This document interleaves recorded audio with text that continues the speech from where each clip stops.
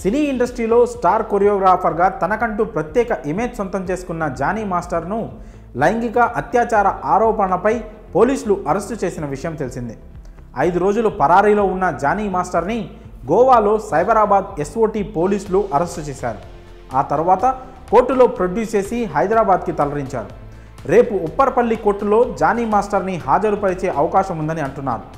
Johnny master వద్ద assistant కొరియోగ్రాఫర్గా చేస్తున్న ఓ యువతి తనను లైంగిక వేధింపులు, అత్యాచారం, పెళ్లి చేసుకోవాలని వేధిస్తున్నట్లు రాయదుర్గం పోలీసులకు ఫిర్యాదు చేసింది.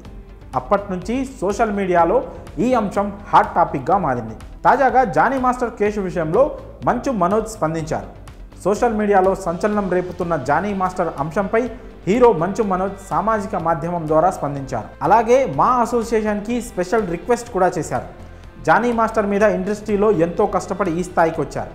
మీపై వస్తున్న ఆరోపణలు చూస్తుంటే బాధగా ఉంది, కానీ నిజం ఎప్పటికైనా బయటపడుతుంది. అది తప్పో ఒప్పో చట్టం నిర్ణయిస్తుంది.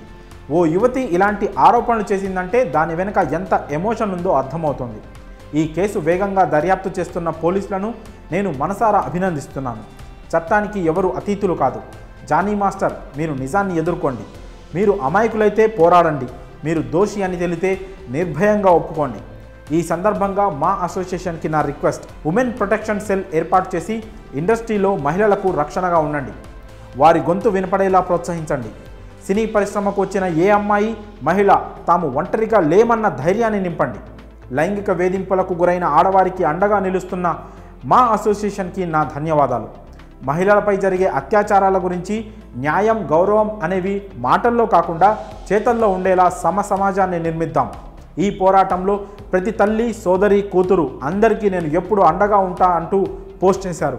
ప్రస్తుతం మంచు మనోజ్ పోస్ట్ సోషల్ మీడియాలో వైరల్ అవుతోంది. మా అసోసియేషన్కి మంచు మనోజ్ స్పెషల్ రిక్వెస్ట్పై మీ అభిప్రాయాలను కామెంట్స్ రూపంలో తెలియజేయండి.